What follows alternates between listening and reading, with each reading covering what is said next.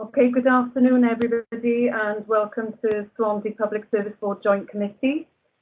Pleased to say that we have quite a number of presentations and I'd like to welcome our guest speakers today.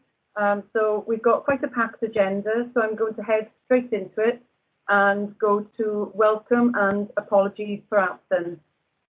Do we have any apologies, Alison?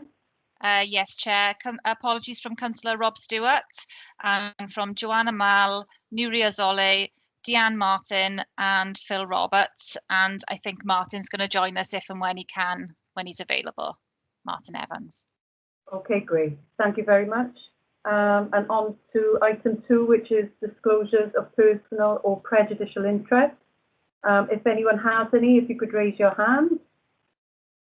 I can't see anybody indicating, so thank you for that. And on to item 3, which is the minutes of the previous meeting, to approve as a matter of accuracy. Does anybody want to move the minutes as accurate?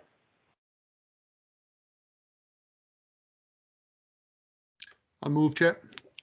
Thank you, Roger. And is everybody in agreement that the minutes are accurate? Okay. Nobody's raising any issues, so we'll take that. Thank you very much. And on to item 4, which is update on actions from our previous meeting. Is this you, Adam?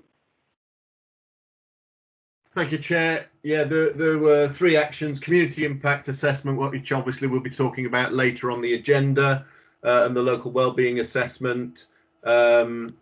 And the final one, number 3, was completed. Response sent to the Public Accounts Committee on the 25th of November. Thank you, Chair. Okay, great. Thank you, Adam. So on then to item 5, public question time. Alison, have we had any public members issue any questions? No, Chair, no questions. Okay, thank you. So that takes us on very swiftly to our items today for discussion, decision and approval. The first item on the agenda is Socio-Economic Ddc. We've got a verbal presentation today and I'd really like to warmly welcome Reverend Ruth Coombs and Jamie Westcombe from the Equality and Human Rights Commission.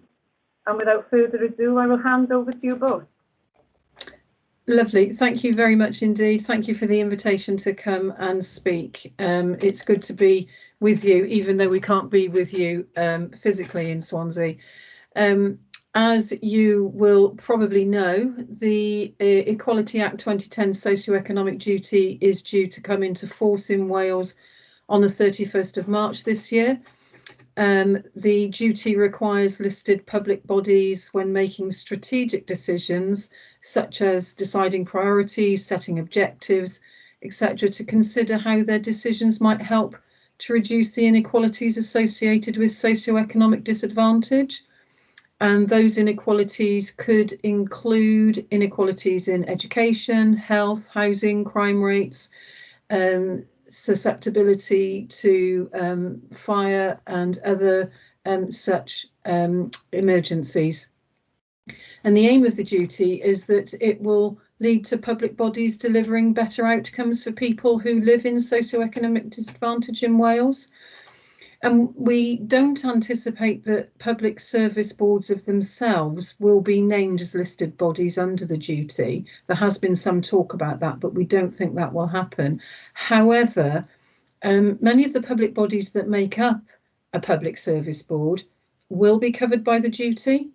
So we've taken legal advice on this, and our legal advisors have said that the work that listed public bodies do as part of the Public Service Board will be covered by the duty. So it's really important that from both a good practice point of view, but also making sure that you don't inadvertently have a minor infringement of law, etc., that public service boards demonstrate that they're fulfilling the aims of the duty. And some of the things that would constitute a strategic decision or something that the duty might fall into would be things like taking account of evidence of and potential impact, making demonstrable changes to decisions and funding allocations, And that's something that we think is really important, that when making those strategic decisions, such as budget decisions or strategic plans, that if you take into account socioeconomic disadvantage, either a community of place, people living in a particular area, or in a community of interest, so people from particular protected characteristics such as disabled people, people from some ethnic minority backgrounds, you actually record what differences taking that engagement into account takes in your decision making, so that you've got a really clear audit trail. So for example, we wanted to bring in this policy, we thought it might impact differently on disabled people, for example, or some ethnic minorities that live in a socioeconomically disadvantaged area. We listened to what they had to say, and we actually changed our decision in this way, or we didn't change our decision because. And that's the really important thing, that because the duty makes it clear that it's the inequalities of outcome experienced by people living in socioeconomic disadvantage that's important, that there needs to be a clear audit trail in that. And we're encouraging organisations to explore connections, what that cumulative effect might look like, living in poverty, being a disabled person, being a member of an ethnic minority, for example, those multiple layers and what impact that might have, so that those deepest inequalities of outcome in their areas are addressed most urgently. And we're going to focus a little bit on the nub of the duty, those inequalities of outcome related to socioeconomic disadvantage. And I'm going to pass over to my colleague, Jamie Westcombe, to take us through some of those inequalities of outcome. Thanks, Ruth. Yeah, as Ruth said, I'm just going to run through a few of these inequalities of outcome that result from socioeconomic disadvantage. Like, I'm sure these are things you'll all be aware of, but I think it's sort of really valuable that people do focus on these inequalities of outcome and think about the duty in an outcome focused way. And I'd like to think that we as a Commission, this is one of the things that we can really offer. We provide what we'd like to think is a strong evidence base. And I know Catherine and many others will know our reports, such as Is Wales Fairer and how coronavirus has impacted on equality and human rights. These are some of our reports that we'd encourage organisations like yourselves and the Public Service Board as an individual body to kind of consult and kind of, as the duty encourages, to take active decisions towards these. So I'll just read out a few. I'll just run through a few of these inequalities of outcome. So, for example, when we look at educational attainment, only half as many pupils eligible for free school meals achieved the threshold of 5+ GCSEs compared with pupils not eligible for free school meals. So then again, in education, when we look at bullying and the outcomes that people experience in terms of bullying, more than a quarter of children from the poorest families say that they have been bullied because their parents couldn't afford the cost of school.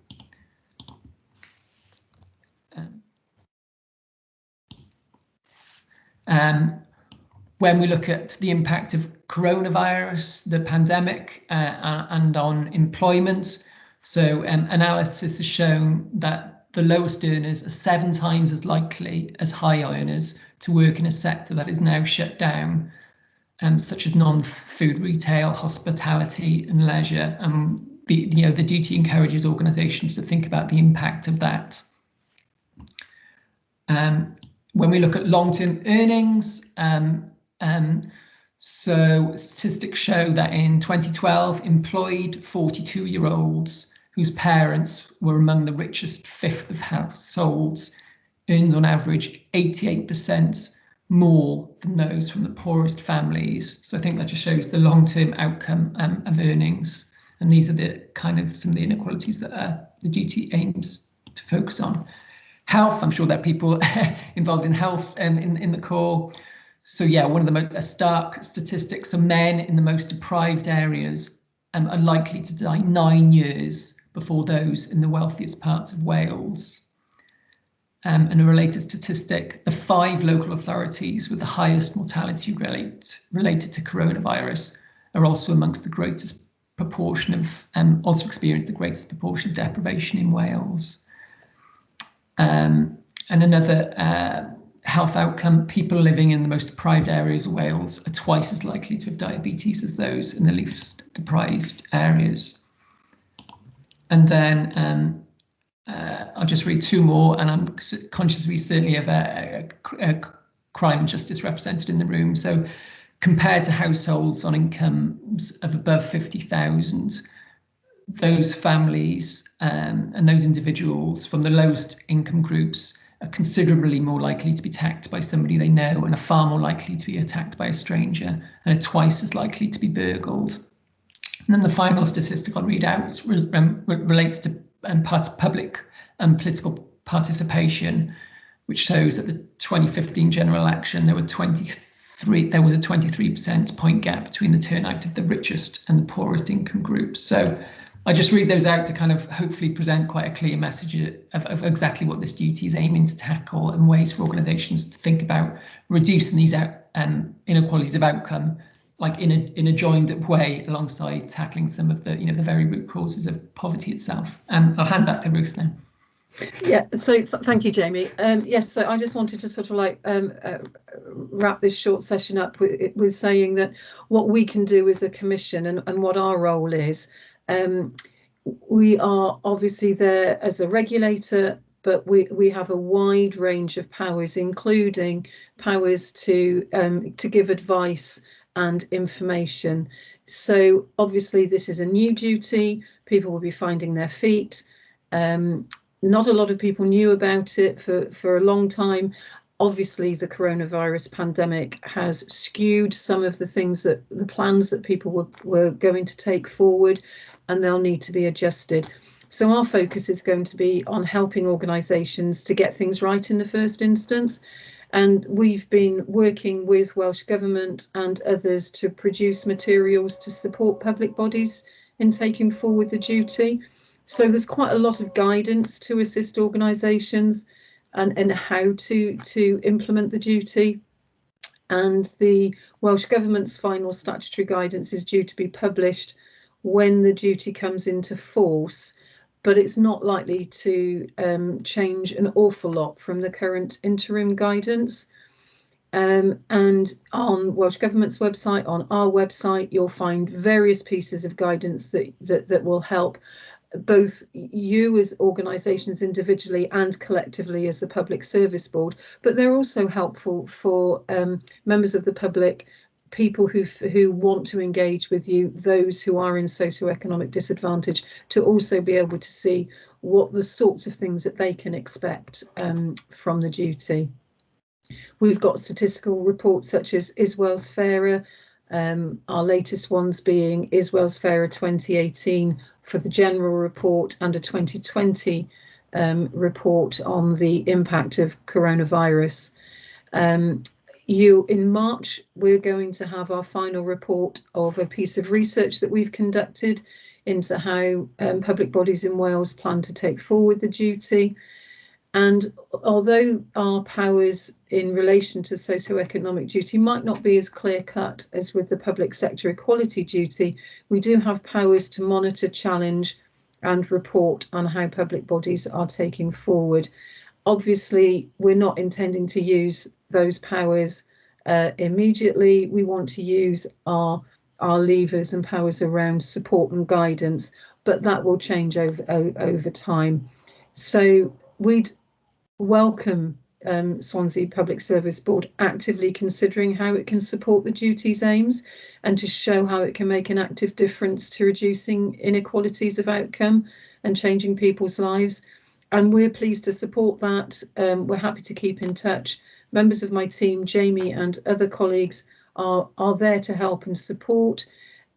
Some of the work that we've been doing with Welsh Government has also included the Wellbeing of Future Generations Commission team. So there is a really handy, ready reckoner as to how the duties of the different pieces of legislation also overlap. So what are the expectations under the Equality Act? How do they also link in with some of the wellbeing goals under the Wellbeing of Future Generations Act? So that's really useful, I think, information to support that implementation. And we're also holding a webinar on the new duty with the Future Generations Commissioner on February the 23rd, and Jamie is popping details of that into the chat box for anybody who wishes to sign up to come to that webinar. So we're here to help. As I say, I'm not going to take out my size 8s and trample all over people when they're trying to work this out. So please do, in these over the next year or so, think of us as a resource, because it is important that we get it right, and we get it right together, and we can guide. And also, if you know, those of you that are doing great things, if Swansea PSB has got some really good examples of things that they think are going to work and seem to be working well, we're also there to be able to bring people together to share that good practice through our exchange events. So it's about support, it's about a guidance, but in the context that obviously we also need to point out where things are not going so well, and to guide you so that you don't fall foul of the regulations. Thank you very much for this opportunity to talk with you all. Thank you, Ruth, and thank you, Jamie. And first of all, I'm going to open it up to any questions anyone might have for Ruth or Jamie. I can't see any hands up. Or Roger? Yeah, thank you, Chair, and thank you, Ruth and Jamie, for providing an overview of the duty. We have considered internally. I'm not talking about the Mid and West Wales Fire and Rescue Service. We consider this internally at the moment, and I guess we're probably in line with other bodies about just understanding the impact and understanding and weaving our way around the legislation, how it impacts on us. What we currently do, and whether that would be sort of compliance with Welsh language or with other equality duties as well, we try and weave that into our policy making, or our papers that come forward, to ensure that we are, or anybody developing that in future, pays cognizance of that and has included. We have EIA's equality impact assessments that come through and that and the like as well. But I just wondered, would there be any training out there for sort of policymakers, or further down the line? I'm conscious that particularly within our organisation, and I'm sure that's played out across other organisations online here today, often the people writing policy papers and engaging in that are perhaps at a more middle management level, and is there training available for those individuals? And also the final point I'd like to make is probably not a question, it's more of perhaps an observation, in that we often try and develop policies and procedures that go forward in the best interests, but there are often unintended consequences. And as you talked about outcomes, the outcomes aren't often known until we brought something in, and then we have to change it or amend it and adapt it going forward. So what I would guess that we'd have to do is review that as an ongoing process as part of that. So am I right in that assumption? Yes, absolutely. Certainly, taking both of those points in terms of training, what we have done in other aspects of the Equality Act is we've been happy to go to people's development days. We use our Equality and Human Rights Exchange events to bring people together to provide support and guidance around that. I'm not aware of any sort of formal Welsh Government-led training that will be in this space, but certainly we're here to help and support, which we can do at a PSB level. We can bring people together. We can do it at an institutional level, and certainly through our Equality and Human Rights Exchange events, which are there to be a lever for sharing good practice and people working through that. And in terms of your policies and procedures, you're absolutely right. One of the things that we found with engaging with public bodies is making sure that, yes, there is a good deal of commitment at the highest level and at operational level, but it's getting that bit in the middle, service planners, etc., to also buy into that. So you're absolutely right. Really important that they get engaged with that. As I say, we're here to help. And yes, you're right. It will be reviewing and seeing what's happening and reviewing. And we know that as different statistical new stats come going forward, because there's always a lag time, and with coronavirus I think there might be some more surprises. But one of the things that we do know is that those organisations and those public bodies that know their communities well do well at knowing what the greatest inequalities are, and our measurement framework and our Iswell's Fairer report also has information in there to help guide you in that regard. And certainly my colleagues are more than happy to help people find our way through. And our research recommendations, when they're finalised in March, will also be really useful for people like yourselves. Jamie, is there anything you'd like to add? Only very briefly, and because it popped into my email box this morning actually, but yeah, I know the Welsh Government are developing an e-learning module that hopefully will be of some use to public bodies, and that goes alongside a couple of films that we ourselves have produced that essentially explain us and what the socio-economic duty are, which again I'll pass through, maybe perhaps to be included in the minutes.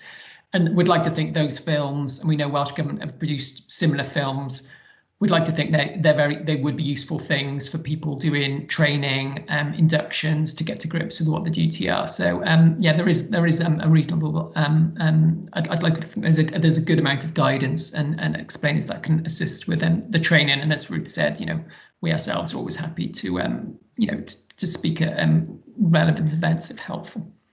Thanks. Thank you, Adam. Thank you. Yeah, really interesting.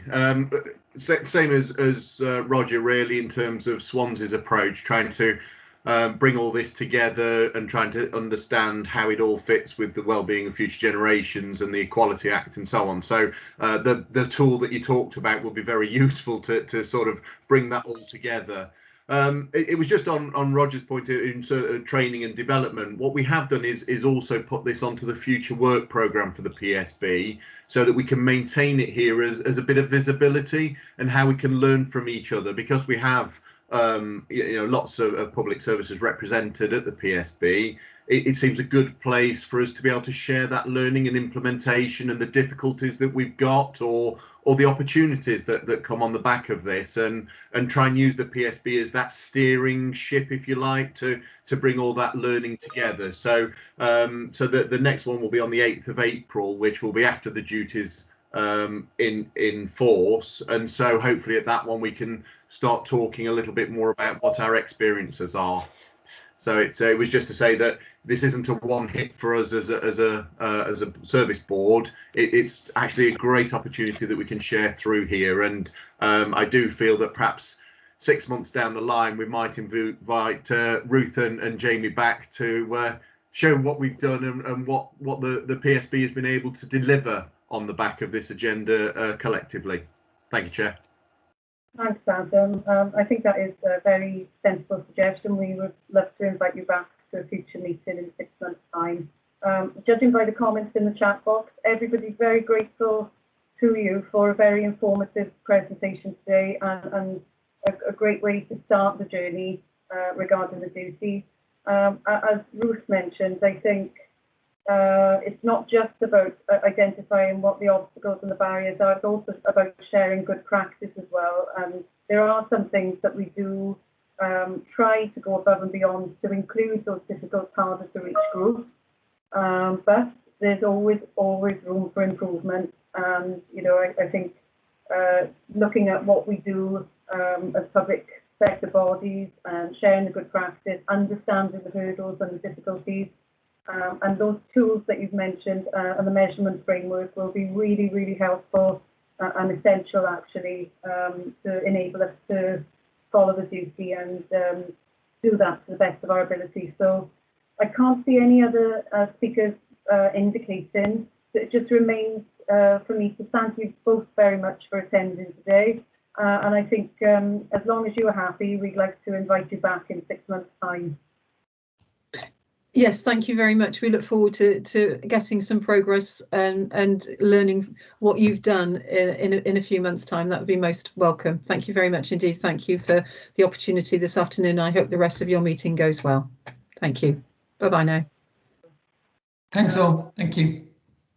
Yes, thank you. So, okay, so we've on to item 7. I'd like to welcome Angharad Metcalf from the Police and Crime Commissioner Office. Welcome, Angharad. And you're going to take the item on integrated public health approach to substance misuse. So without further ado, I'm going to hand over to you. So I've just been invited today to give an update really on where we are in terms of the integrated approach to substance misuse. That was a paper myself and Josie Smith produced a while back. In January 2020, it was agreed at the Joint Public Services Boards that we would want to take a public health approach and take a new approach to substance misuse in Swansea and Neath Talbot area. So in agreement on that, on the 16th of October, we attended the Joint Public Services Board, and once again, I was asked to go away and look at how we could seek to implement the public health approach to substance misuse in Swansea. We're talking about a multidisciplinary, multi-sectoral, collaborative approach in addressing substance misuse.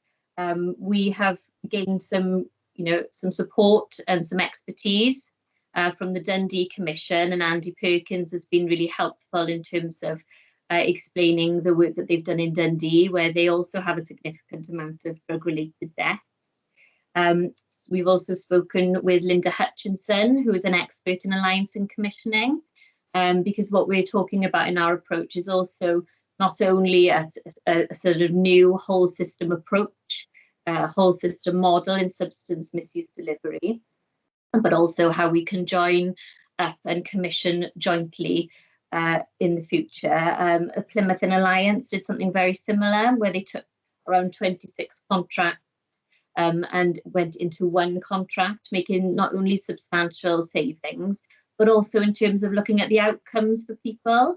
So when we talk about commissioning service, we need to start thinking about what are the outcomes and what do people in our communities want and need from services.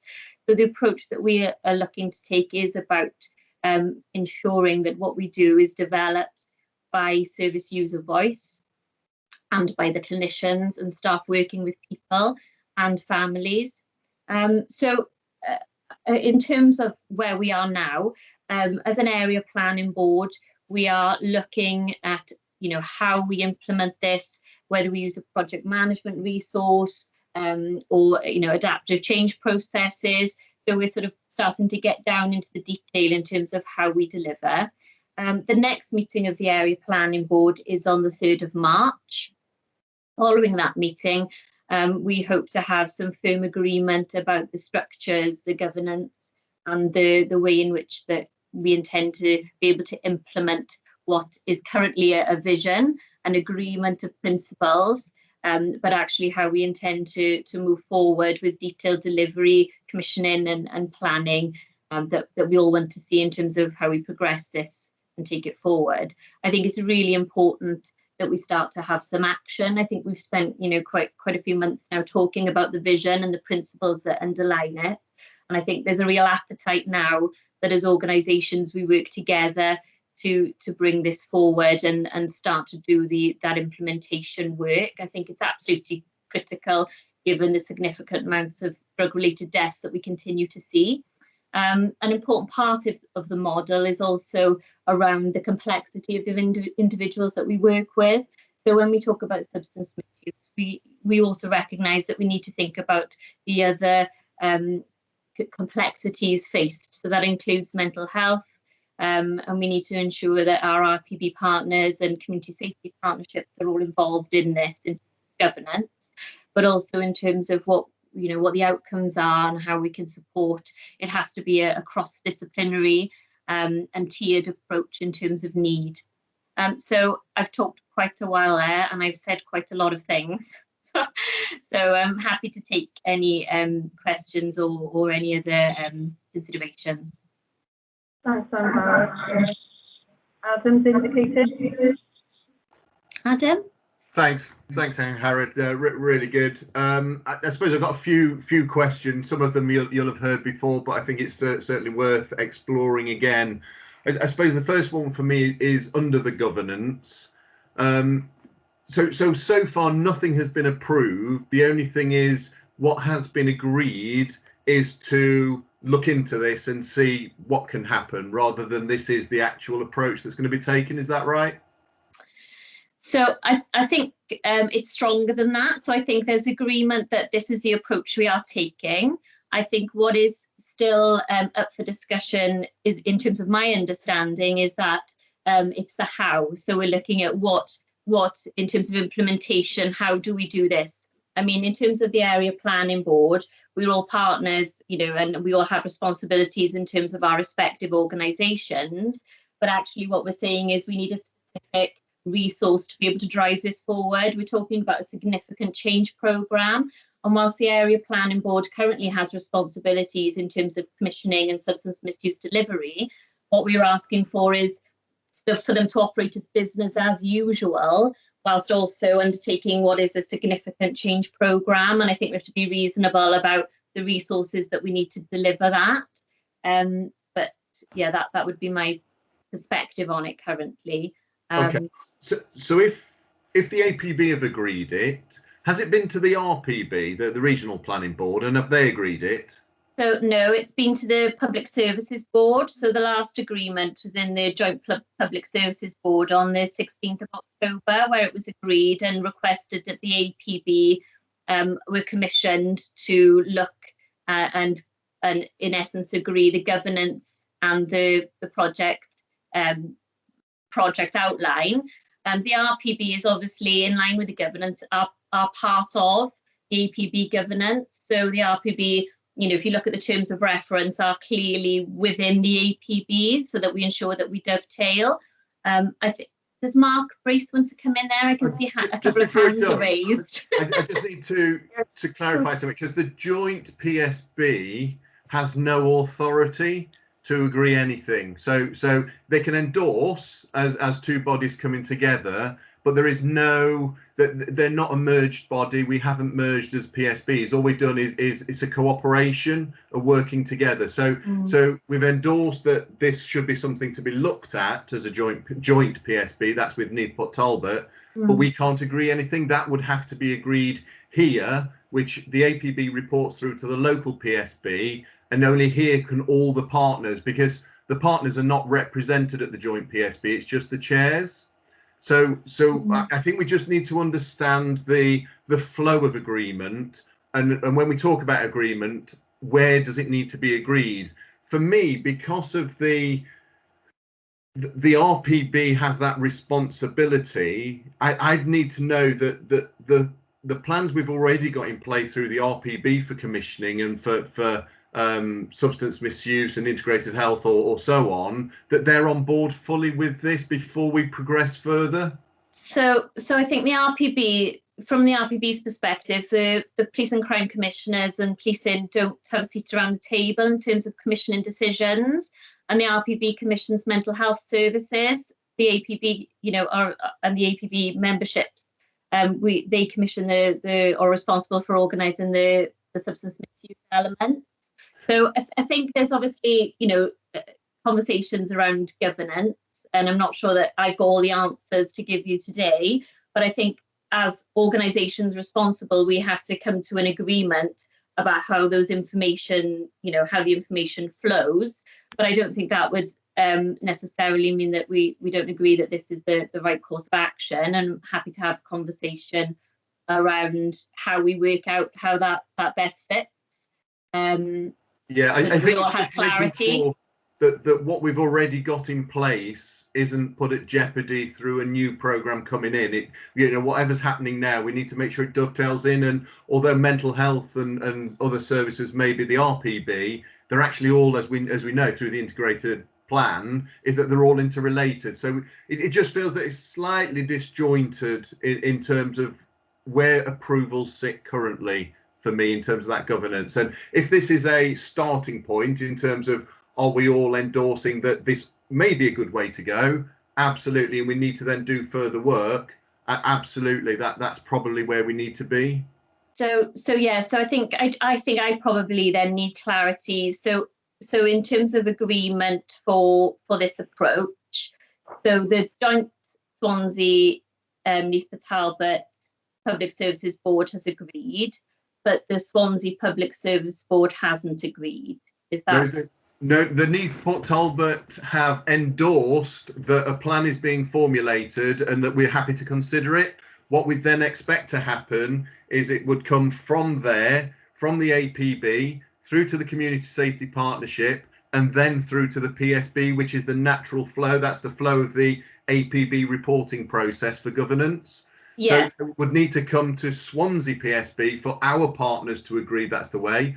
Yes. You could have both parties coming together, so long as all partners are represented around the table. The joint is just a collaboration, if you like, of the two chairs of each body really coming together to talk about how we could work better together, not to agree. Okay, so that's fine. I think we can just put that into the governance document. I don't think that that necessarily prevents any progress. So I think if the next step for me then would be in the March APB that we have a governance document that just reflects that, so that we're not missing out any steps, and then that should hopefully ensure that we're clear about the governance elements of this. Does that sound agreeable? Yeah, I think so long as we know what the governance is, like you say, take it through to the APB, agree what the governance structure should be, and then we need to see it back to agree it. So it needs to be authorised somewhere in order for that to be progressed.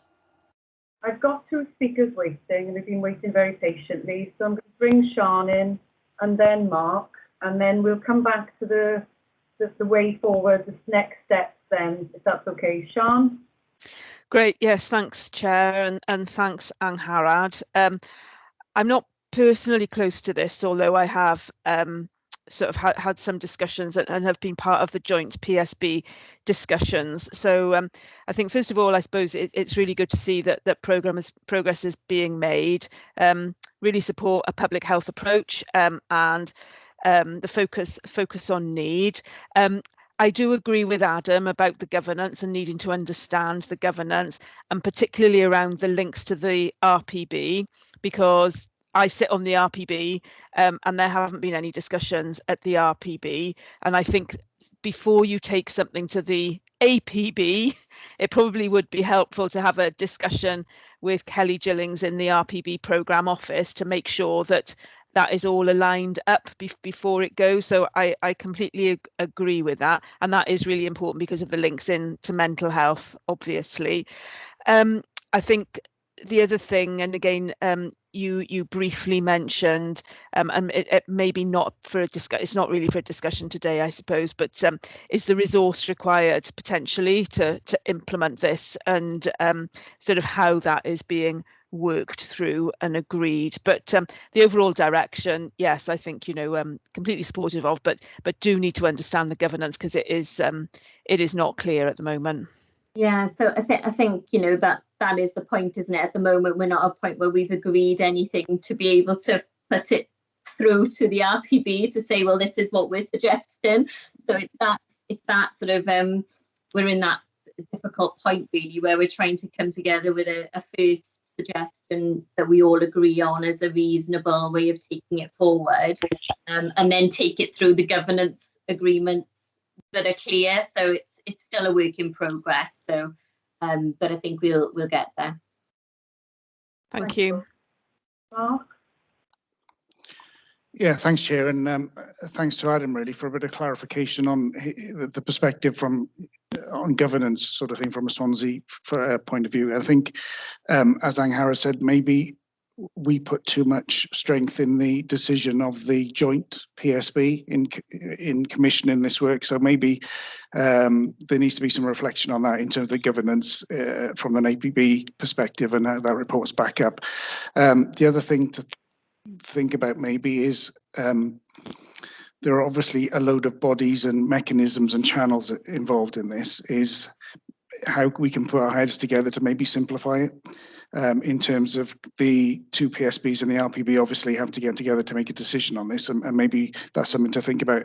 I'm just thinking about Angharrad's time and the complexity of the governance landscape in making a decision like this. Of course, it's something we want to do and something we need to do, but maybe it's something to think about how we take this forward in terms of the decision-making process, in order that everybody's informed and everybody can make an informed decision. Thanks, Mark. It sounds to me like everybody does seem to be on the same page with this. Adam, I'll bring you back in. Yeah, thank you. Just again, picking up on Sean's point about funding and where's the funding coming from. And I know there's been some figures outside of this meeting that's been bandied around, and just wanted to make sure that that's new money, not existing money in terms of resources that are going to be asked from each of the partner organisations. So, you know, I know the PCC's office is offering to keep supporting this through, and just wanted clarification really that isn't going to be diverted from one of the funding streams that is already being done, say into community safety or anything else. It's money on top of, and there won't be a reduction in other monies. That might be one for Mark. So sorry, I'm just a little bit confused around the, so what we're talking about is a financial envelope. So currently the Substance Misuse Fund is SMAF funded from Welsh Government, and then you have the PCC's substance misuse funding, which covers the whole South Wales footprint. So obviously what we're talking about is how we join up those funding pots to make a whole system approach. So in terms of, so that's the kind of financial envelope in terms of forming an alliance commissioning approach. But then in terms of the kind of project or the programme team, or however it is that it's structured in terms of developing this, we're looking at, you know, how we do that. We haven't even sort of come to that conclusion yet around who finances what. In terms of that structure, because we haven't agreed yet. So if it were a project manager, for example, you know, what banding would that be and where would the money come from? That's just not been agreed yet because we haven't got to a final figure.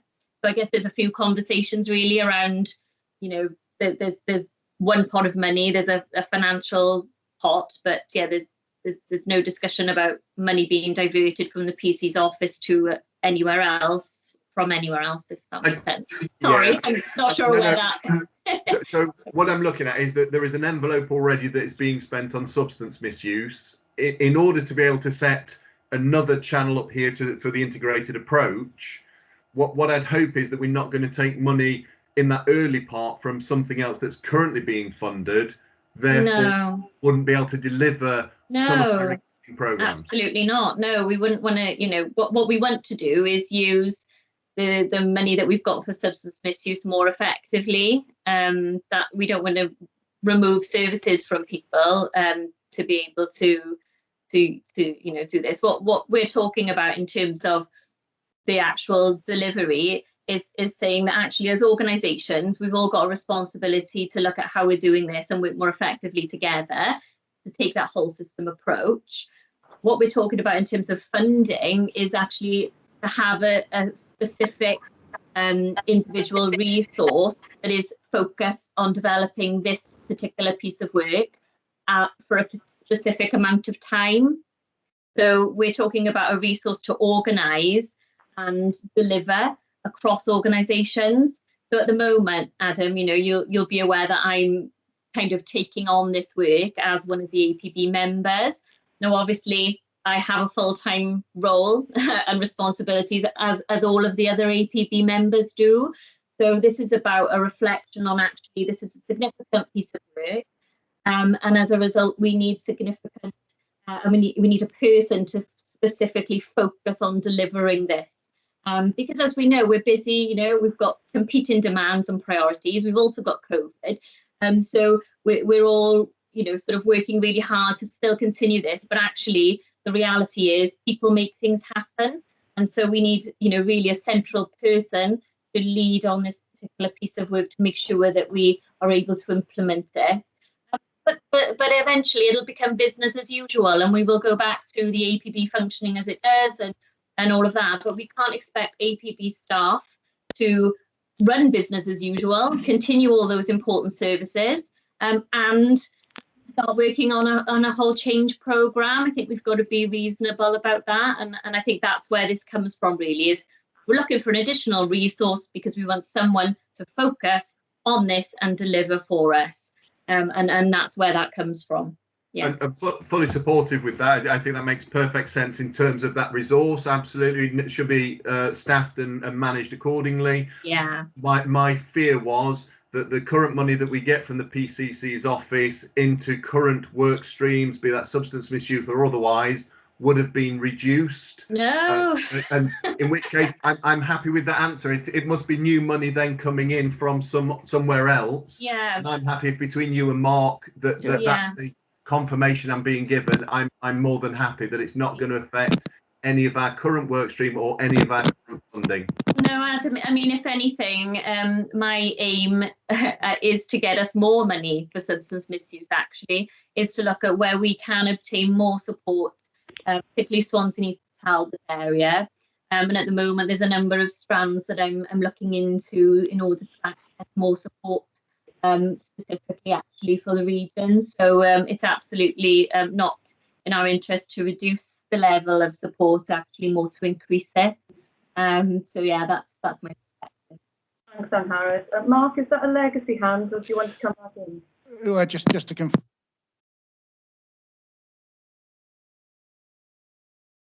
Are you there, Mark? Having some technical difficulties, I think. Hear me? Is that better?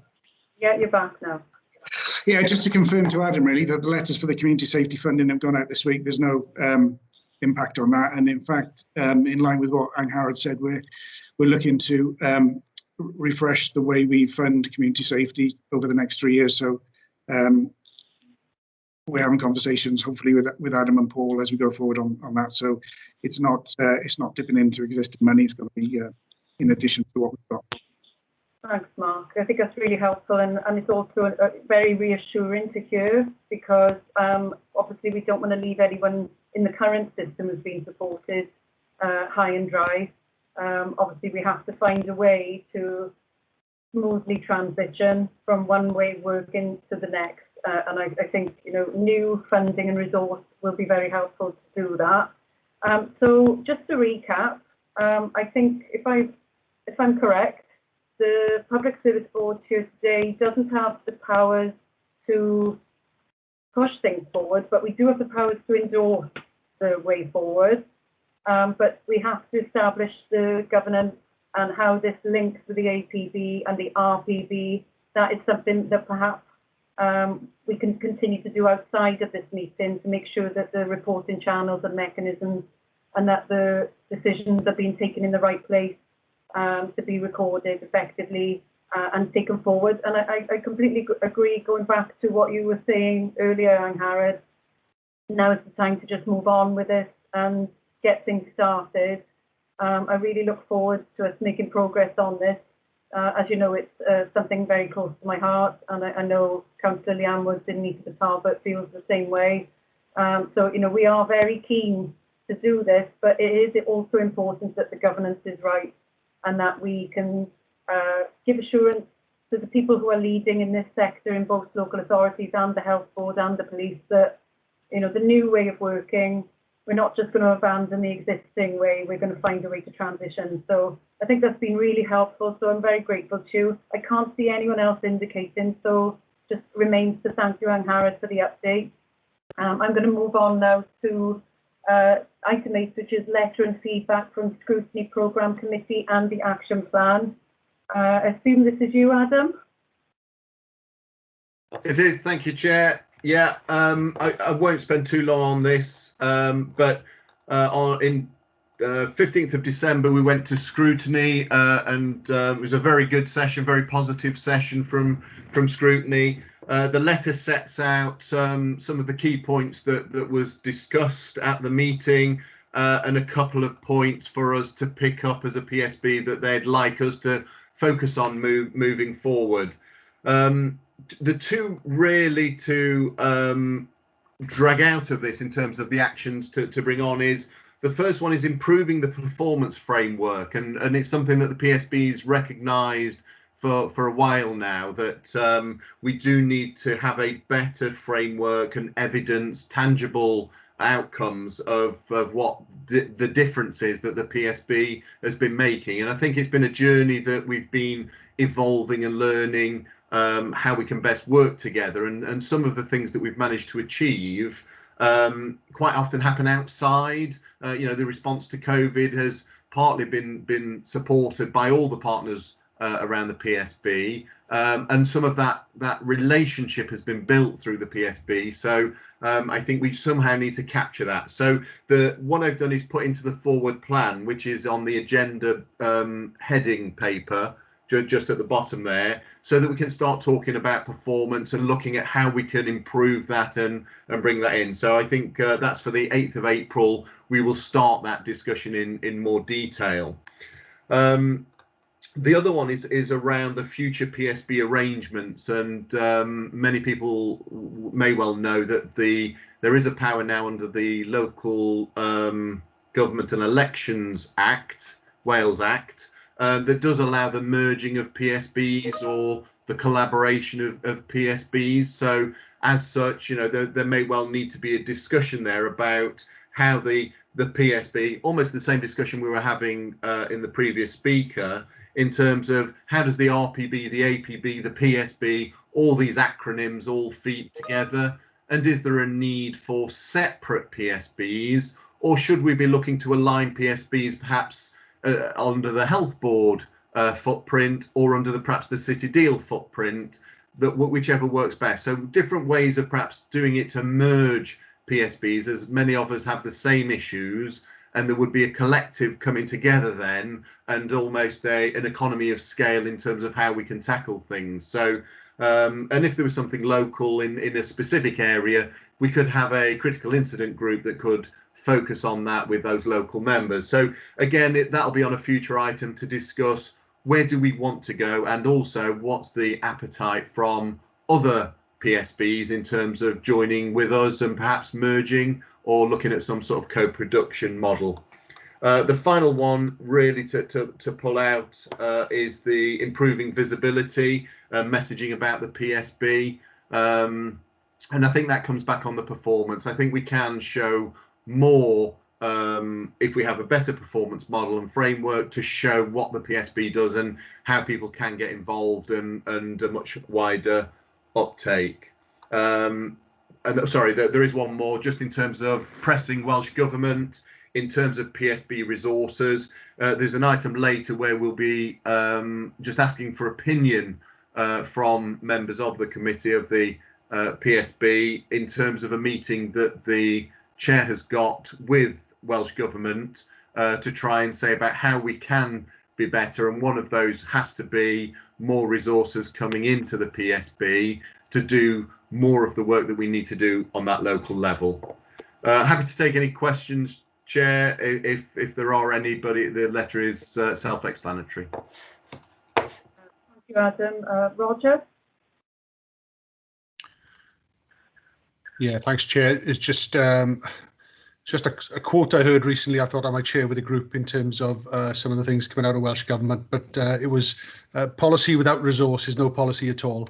And I think those involved with the PSB over the last few years, I think just echo Adam's sentiments in terms of we're trying to push a lot of this out, and there is no additional funding. And I think if that could be secured, then I think we could, even if it was ring-fenced, to collaborative projects, bringing partners together, something like that would be a start for me. Small, relatively small pots of money could really kickstart some of these projects. Yeah, thanks, Chair. Thanks, Roger. I think overall it was a relatively positive scrutiny meeting that was held. Roger, myself and Adam attended. They've made it quite clear that they are going to be scrutinising us twice a year. They will be looking at our outputs very closely. So just flagging that up for members' information, but overall very positive. I think it is worth a future discussion in terms of joint PSBs. I know there are a number of partners involved on the line today who attend many PSBs and would probably welcome a reduction in meetings and the potential, as Roger has sort of intimated, about pooled resources and you know, having the ability to work together and collaborate and co-production, which I think is quite an exciting opportunity. Martin, welcome.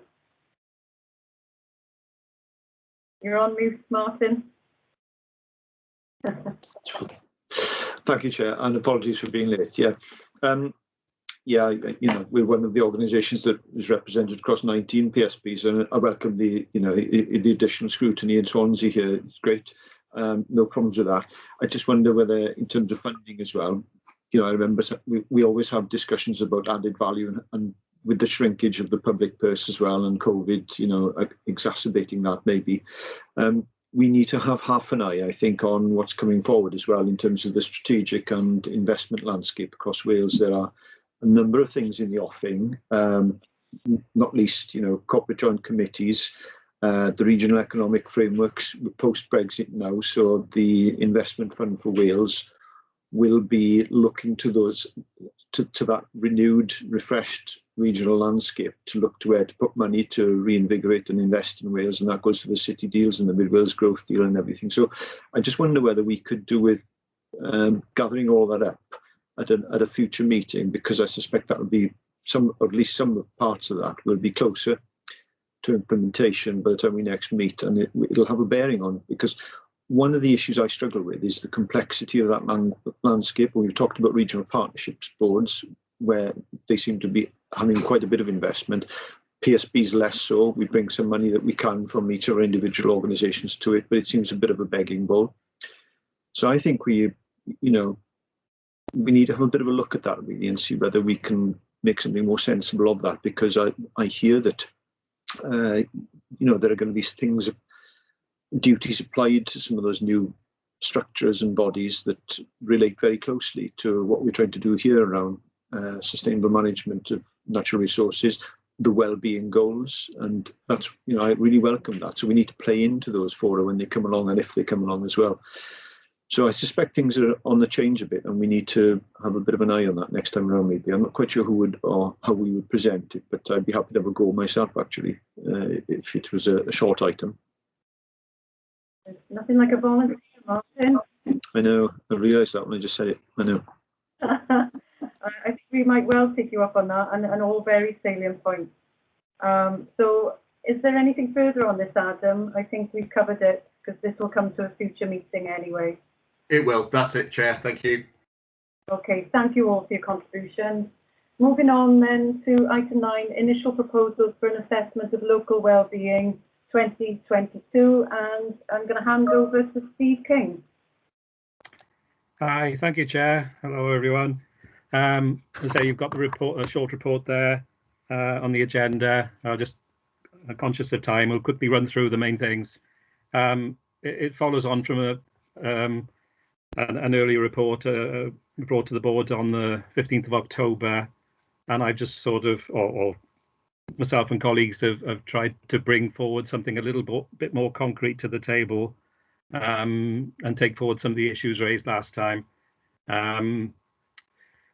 In a nutshell, we under the Act and the current guidance, we have until May 2022 to get the next assessment done. But in view of the time and resources it takes, and I did an exercise in the last couple of days going back where we were around about 5 years ago now, and it was slightly alarming in terms of we seem to be a lot further down the line. I know it was a new venture, but so much time has gone by now. It is effectively a new venture again, especially in light of all that's happened in the meantime. just as an example, we took a scoping paper to our former research group exactly 5 years ago to the day, in effect, where we were first discussing it. And then in late April, we hosted a workshop from the former research and coordinators groups. And then from that, we set everybody to work, and we had a draft presented to the PSP executive group by October in 2016. So a lot of work was done in that initial period, starting around now, as in 5 years ago, up until that time. So through the spring and summer, we were all, or a lot of people were getting very busy in compiling that. And then it was presented then for approval by a partnership group meeting in the January following, and we had the consultation period after that with the statutory partners and the public, and running all the way through to the final changes and improvements that we could make in time for its publication in May 2017. So although it seems a long way away in relation to where we were 5 years ago, it isn't that long really. Anyway, moving on to the next page, we're still short in terms of having much steer or guidance from the Welsh Government on what should be different this time. Keep hearing whispers that things are in the offing, but nothing really quite come past me yet. I mean, they're having regular workshops on things, but nothing concrete as I can see it. So I think, in my view, I think we have to get some sort of mechanism up and running at least, which can perhaps change if it needs to over time in light of changes around us. But at least I think it would be useful to make a start. So the outline proposals I've set out in the paper are to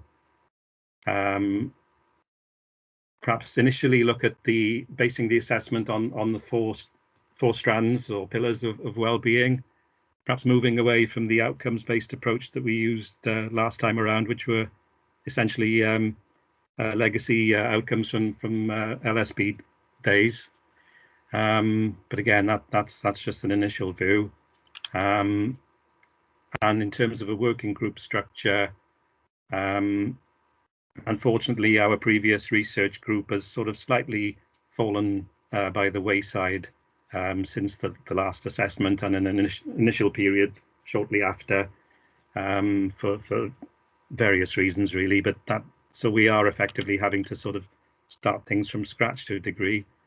And the initial proposal I've put in this paper is for a sort of an editorial group, for want of a better phrase. A relatively tight group, ideally having a representative from each of the statutory partners and other key individuals or groups that organisations that we think would have the most useful contribution to that overall steerage of the assessment. And below that, to have or alongside that, perhaps I should say, a sort of wider research forum which can sort of feed into the higher into the editorial group, just to sort of try and capture as much of the awful lot of issues that need to be considered by a well-being assessment. So basically, we've got the next steps and actions, and really it's just seeking the board's overall view on the overall approach, and subject to members being happy with that, we're really perhaps at the stage where we could do with some nominees, both from the statutory partners and the wider board, and perhaps look to organise an initial meeting, perhaps at some point in the next month or so. Or as soon as can practically be arranged. And initially, we're proposing that the work can be coordinated by the council's strategic delivery unit, which is where I sit at the moment, and colleagues there, and basically to get things up and running, and see where we go from there. Really, I think at the moment. So that's about as much as I would say at the moment. Happy to take any questions or open it up to discussion. Thank you, Steve. I've just opened it up to Adam. Thanks. First of all, thanks, Steve, for pulling this together. Really appreciate it. I think, good piece of work in terms of setting a direction of travel. I know everybody is busy. I know, the first thing will be we're fighting a pandemic. We're busy with the day job. We haven't got any resources. The problem is this is a duty that falls on us four as a statutory partners. So we don't have a choice. We have to do it. What Steve's tried to set out is the easiest roadmap we can possibly do in order to deliver on the duty, make it meaningful, and the least resource intensive we can possibly be in order to be able to deliver on this agenda. So it is, I know, a difficult time. I do understand that. I think that first scoping exercise will be paramount to really focus how we move it forward in a bit more detail and get under the skin of it. So it is a big ask, I know, but if we can put people forward, we need to. And as Steve says, we'll carry the heavy load with this through the SDU at Swansea, but we do need partners to feed in and be part of this in order to be able to deliver it. Thank you, Chair. Thanks, Adam. Sean? Yeah, thanks, Adam.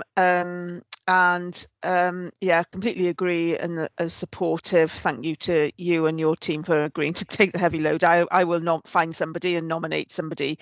I suppose my plea would be, which I think you've said really, is let's make this it needs to be valuable, it needs to be worthwhile, but let's make it as easy as we can for ourselves by using, I'm guessing, what would I know, but there will be changes in the last 5 years. COVID will be one of the biggest impacts, won't it, on well-being. There's a wealth of data that's starting to come out about the impact of COVID in the NHS, for example, from Public Health Wales, on terms of mental health and well-being as well. So my plea would be, let's use what we can and pick from what we've got and sort of try and make it valuable locally rather than starting a whole load of new research, because I think that's where it will start to get difficult. That seems a very sensible, logical approach. Thanks, Sean. Adam and then Martin. Thanks. Yeah, I absolutely agree, Sean. Spades of it. There's going to be so much information coming out, and I think that's the ask. When you look at your own organisation and look at who's going to come forward, it needs to be somebody that's involved in that data and that information, because what we need coming out of it is the wisdom that will go into the report. What we tend to do is find whoever's got a little bit of capacity and send them over, and they won't have the value that somebody else will. And I know those people that can have the value are already up to their neck in statistics anyway, but that's the person that we really need on here, is that really, in your area, Sean, someone that really understands the health implications and what's happening, that we don't have to read lots of stuff. They can just say, yeah, here it is, here's the summary, bang, it's done. And we can do the same with each partner. So it is just that careful selection. I'm teaching you to suck eggs, I know that, but it is that, let's find the right person, and it will save a massive amount of resource. Yeah, happy with that, thanks. Martin? I'm off mute. Thanks, Chair. And thanks, Steve, for trying to keep this simple, because you can see that we're all in agreement with that. I think it'd be great, given where we're likely to go on this. I'm really happy to make that contribution. I have done previously anyway. In the last meeting, I think of staff support and resource, recognising that you're going to carry the weight of it.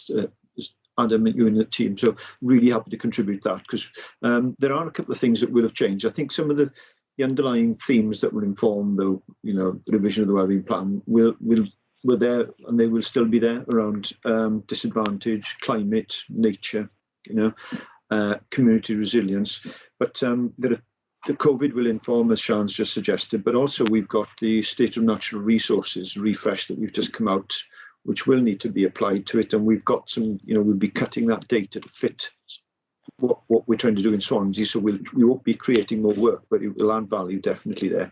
And of course, last time round, the wellbeing plans were supposed to have been informed by area statements of natural resource management that are a requirement of the Act. So I think there's a requirement under the Wellbeing Act to take account of those in the preparation of them. So we've got them in time for this refreshed assessment. So again, we'll deploy that as simply as we can and as easily and as meaningfully as we can to the process. So we're not creating work and generating reams and reams. It won't do that, but it should, really strengthen the process and the outcomes. I'd hope so.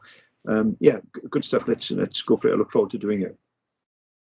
Thanks, Martin. I could see Mark Briggs offered to be involved in the editorial group. Just a quick question for the benefit of people on in the meeting today, Steve. I assume you need to understand who the representatives will be as soon as possible. So what would the deadline be for partners to respond to?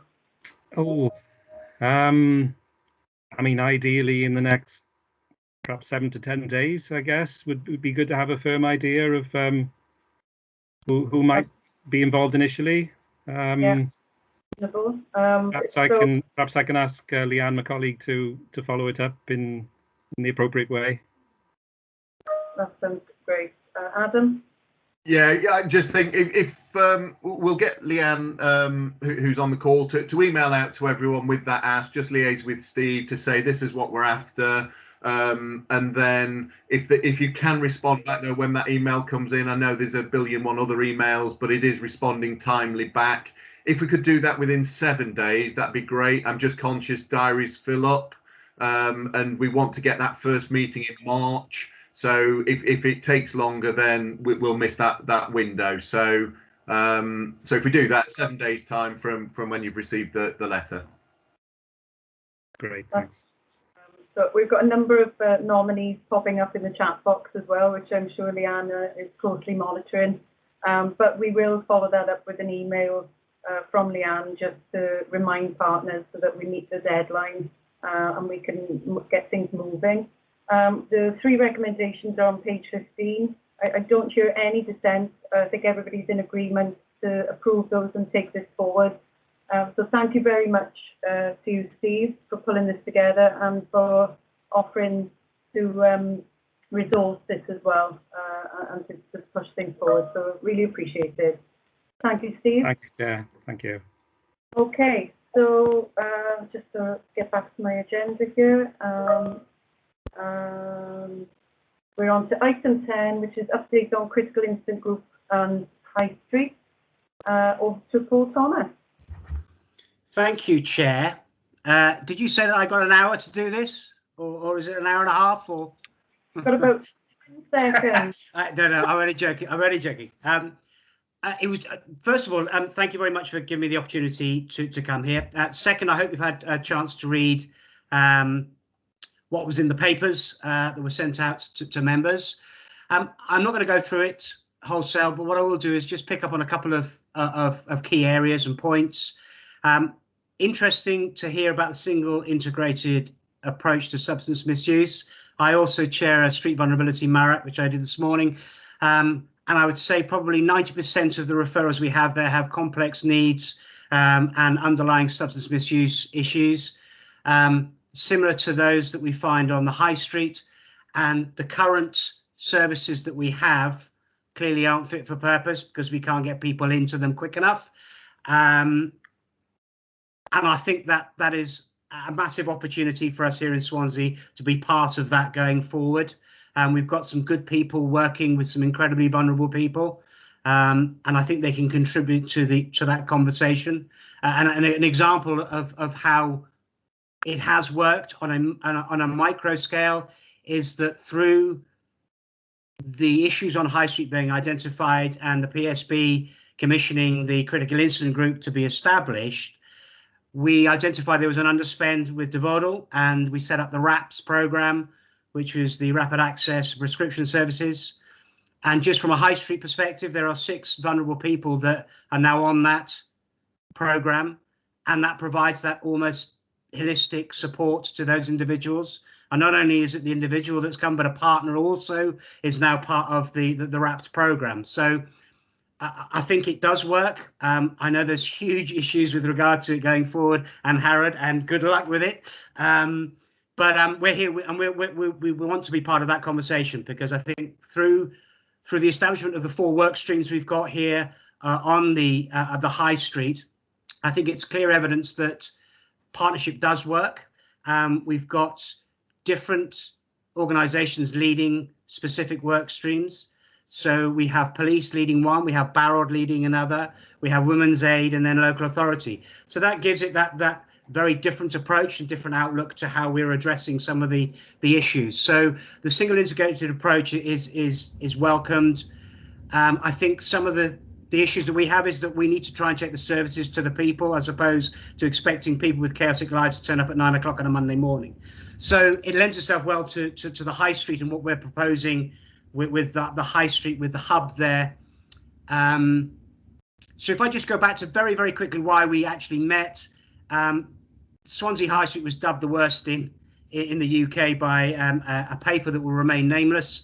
The leader and the then chief superintendent realised that there were issues there, but we definitely weren't the worst high street in the UK. However, not to ignore the fact that we needed to work to try and address those issues. So those work streams were set up, and as you can see from the papers there is governance there and oversight to ensure that the terms of reference with the set for the SIG group, we are meeting them. Bearing in mind that this is no additional work, this is business as usual, but it's about how we're coordinating the business as usual to ensure that we're addressing the needs of the high street. I think I put something in there about finding the right balance. I don't think I'll be speaking out of turn to say that there was an incredible rub early doors with the balance between addressing and supporting those that have vulnerable needs, who are sex working, and the criminal element, and then the police enforcement. It was difficult to start with, but we are in a far better place now with a better understanding about how we in partnership can actually address those and support those people. And with the work stream being in place, we're able to signpost and provide that better support. That's not to say that they're falling over themselves to accept it, but again, they have other challenges that we need to look at and address. So it's been a long time coming, but this is something that I sat down with a colleague from the economic regeneration team to say, look, there's these units at the top of High Street. I used to sit parked in a car, in the car at the traffic lights, looking at these empty properties, thinking we must be able to do something with these to help the community. So current situation with regard to where we're at is that it's in planning, and it's going through planning for change of use. We don't foresee any issues with regard to that. And in fact, we had a report in Wales Online yesterday, I think, or the day before, which has been extremely well received. And apparently a number of Facebook's pages and social media from the community itself have been really, really enthused by this, which is great, because we're about to go out to a very broad, wide consultation. So I think, Wales Online actually have helped us here in garnering that interest. So the planning is, I believe it's probably going to be by the end of February, early March, which ties in well with the tender that's gone out onto the framework for contractors to submit bids to partner up with us to strip out the 3 units. We're fortunate that we've also been able to buy up the lease of the Chinese takeaway, which I think is actually happening at the end of this week. So that will lend itself then to an opportunity to explore some sort of social enterprise, which will provide some sort of training facility for those that need to understand about how maybe they can budget better with regard to food poverty issues that we have, and that we will see increase.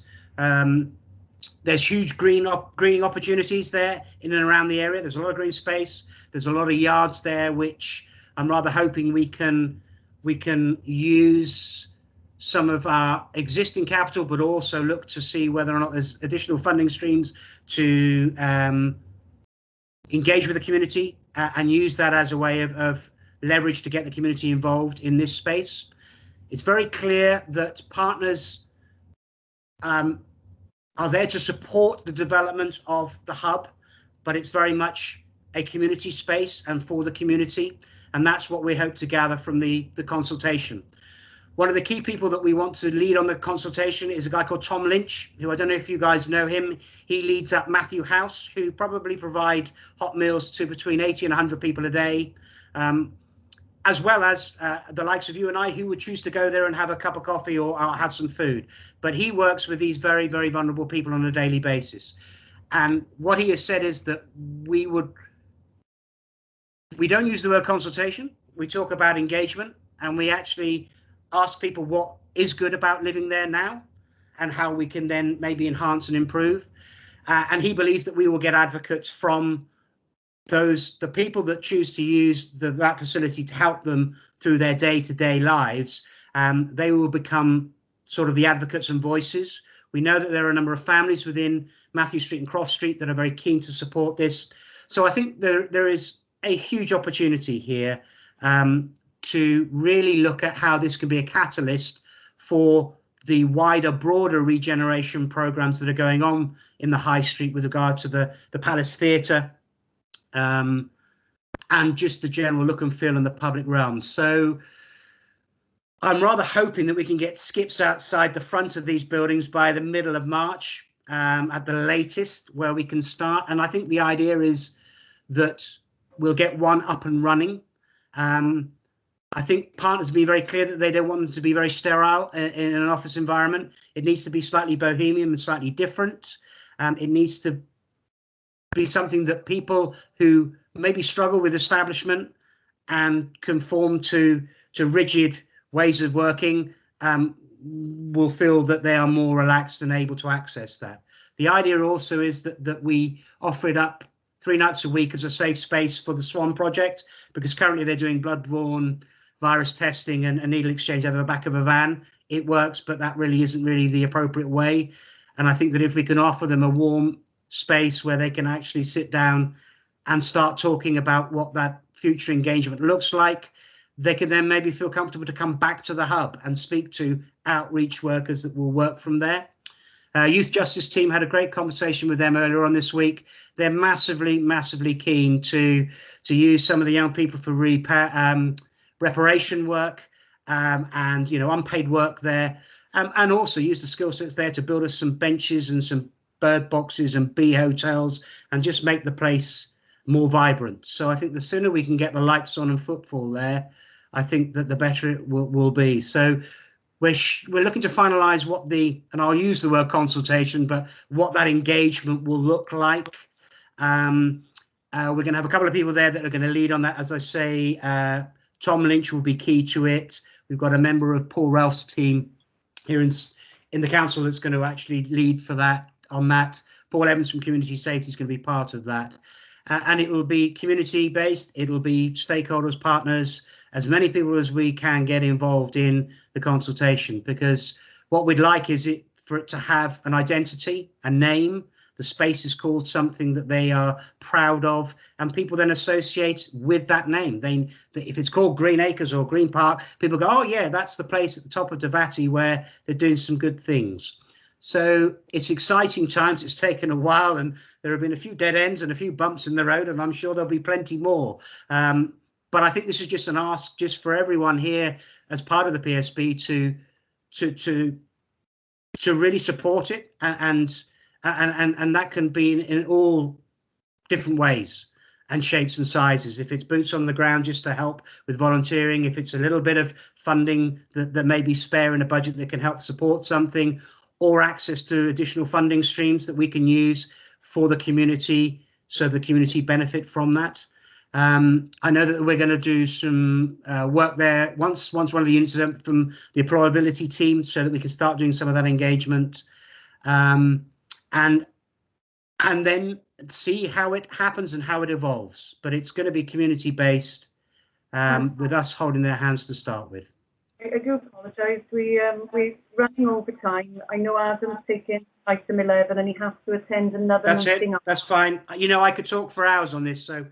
I know, and I do appreciate there's been a tremendous amount of work up to this point, and credit to you and to the team. And I think it's going to be invaluable. And in addition to this, there's also some significant investment at the top of High Street from housing in terms of refurbishment of the tower blocks, the relocation of the district housing office. And I think injecting that investment and the resource into that area will be really welcomed, I know, by local residents and the people, you know, really struggling with some really complex issues and are desperately in need of that support. So I do apologise because I am conscious of time. If anybody is happy, I'm going to move very swiftly on to item 11 and hand over quickly to Adam to pick up the letter from the Minister.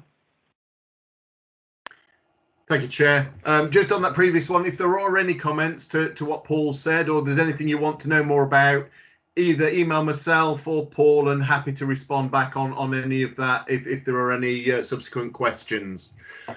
This is just a verbal update, item 11, really. The Minister for Housing and Local Government wrote to all the chairs of the PSB just to thank them and everyone in those member organisations. So that's the first point, is to thank everyone as part of the PSB for their work during the response to the virus on behalf of the Minister for Housing and Local Government.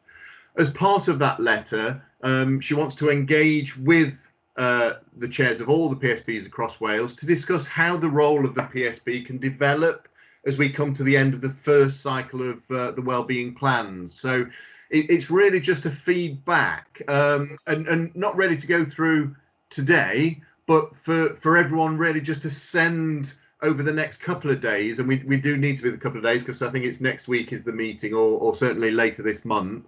It's just to pour out all your views, really. What do you think about the PSB? How can it change? What more can we do?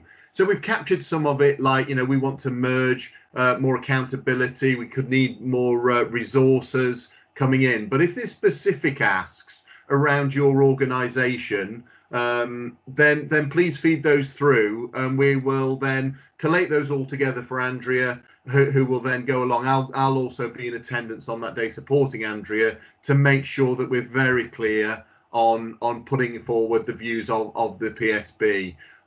Because of the short time that the letter came in and also being able to respond, if I could ask for something sort of by Wednesday of next week, that would be superb. And look, don't make it nice and fluffy. Hard hitting, direct to me, bullet points is fine.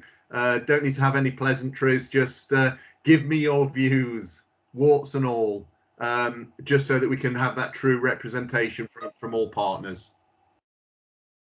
Yeah, thank you, Adam, and I would reiterate that. I think, judging from the Minister's letter, she does want the warts and all account of PSB, so please be as frank as you like. I'm probably going to regret that, but and if you could submit it as soon as you can, I'd be very grateful. So I'm going to move very swiftly on to item 12, review of terms of reference and membership. Thank you, Chair. Again, the terms of reference just needs to come back just for good governance, just to highlight that they are there, to see if there are any amendments. This is in accordance and meets the requirements of the Act.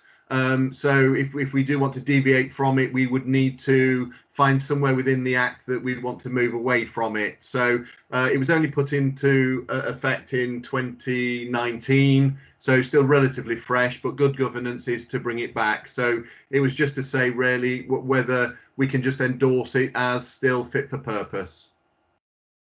Okay, great. Any questions on the item?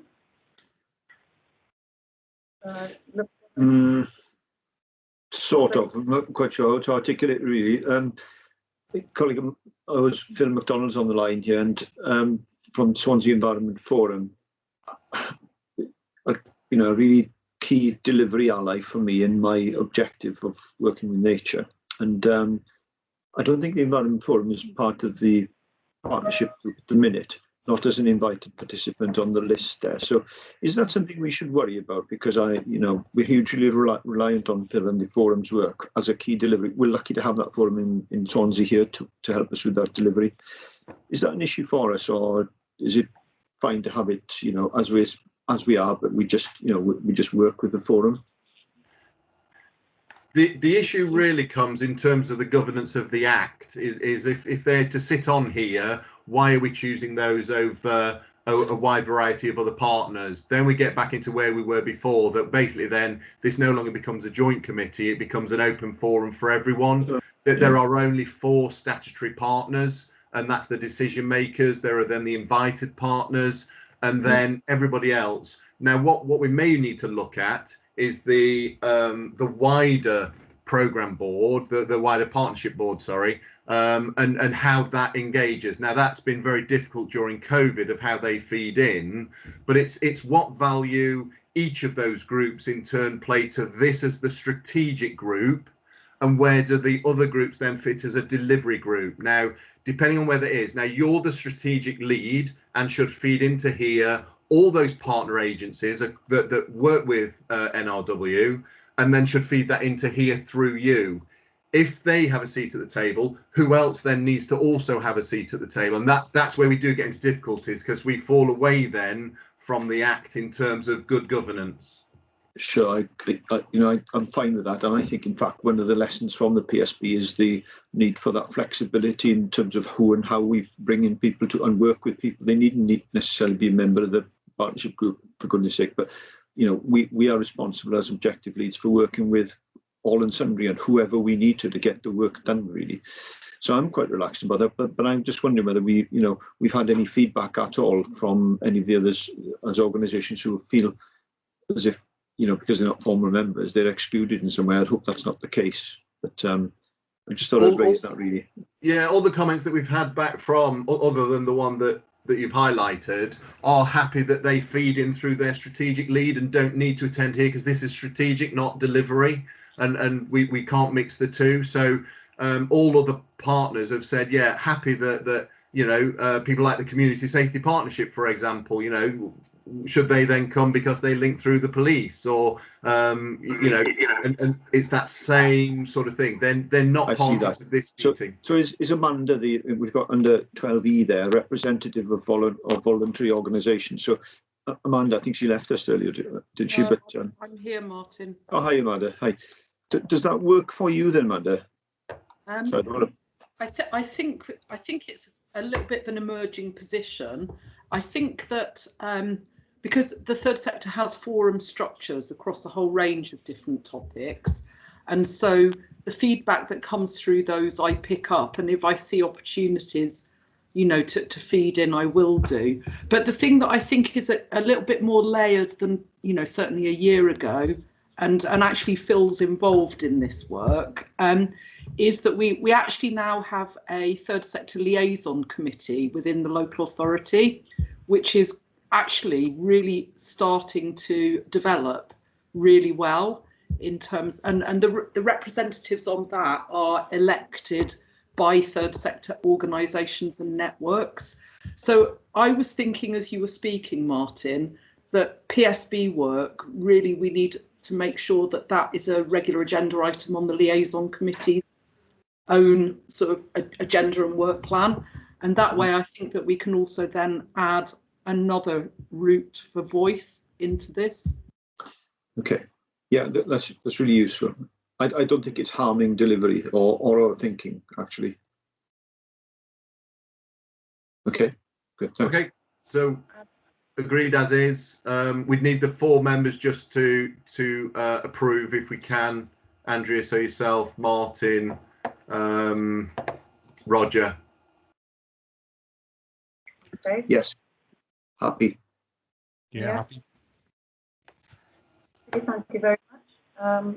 So moving very swiftly on, it's been circulated, the Future Work Programme. I'm not going to go through it in any level of detail. If anybody's got, by exception, anything they want to flag up, is there something on there that shouldn't be?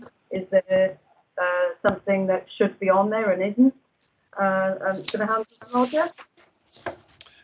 Yeah, there'd been a request to come into the PSB from our corporate head of community risk reduction, Midrian Harris, with relation to the dawnsglaw. For those who speak Welsh, for those who don't, it's the rain dance, we call it, Operation Rain Dance, that we run every year to combat wildfires, a multi-agency approach. And I think it's an excellent example of collaborative working, of bringing partners together with a common aim, and some fantastic outcomes over the past few years. I believe that's scheduled for our April meeting. So yeah, just a sort of a lead in and a preview of what's to come, just to whet the appetite for all those on the call today. It's not showing on the agenda, but it was a recent request, and this agenda went out just for members' information. So it will be added to the April agenda. So we look forward to that. So I can't see any hands, can't see anybody indicating they're not happy with the work programme, but obviously this is flexible and a moving feast. If anybody wants to add any items from the partners, you are more than welcome to submit them to Leanne. And it just remains now, I believe, for me to close the meeting. The next meeting is due, as Roger said, to be held on the 8th of April. Roger, is that a legacy hand or? No, it's a new hand. I'm doing the hokey cokey. Just to say, would it be possible, rather than just giving us a lot of additional items on an 8th, perhaps to spare a little bit more time to ensure that we don't compress some of those items and get the full value from them? It's just a suggestion, Chair. Expand the meeting to 2 hours. Is that the recommendation? If that's acceptable. I think that's fair, because I have had to canter through the last agenda items today, and it was a bit of a shame, really. I did feel for Paul Thomas. It would have been nice to have opened it up for a little bit more discussion, but I am grateful to all the positive comments in the chat, which I'm sure Paul has seen. And as Adam has said, if anybody wants to email Paul and Adam if they've got any other observations or comments regarding High Street, then please feel free. Adam? Yeah, just to say that that was again another one to whet the appetite. The Safer Swansea partnership does report through to the PSB. You'll be seeing more of that anyway as things unfold and more is happening. So we need to make sure that reports in on a regular basis, more than it has been. So don't worry that Paul was cut off in his prime. He'll have plenty of other opportunities. Great, thank you, Adam. Yes, Leanne's put in the chat that it will be on the agenda for the 8th of April. So it just remains for me to thank you all very much. Prepare yourselves, bring a cup of tea or a coffee to the next one, because we are going to extend slightly, but I think it's very justified. We do need to pay agenda items the credit and the that they do, and the time that they need to be able to sufficiently discuss, debate and agree. So I think that's a really sensible suggestion. Thank you, Roger. So thank you all, and I look forward to seeing you, if not before, I'll see you in April. Thank you all. Thank you. Thanks all.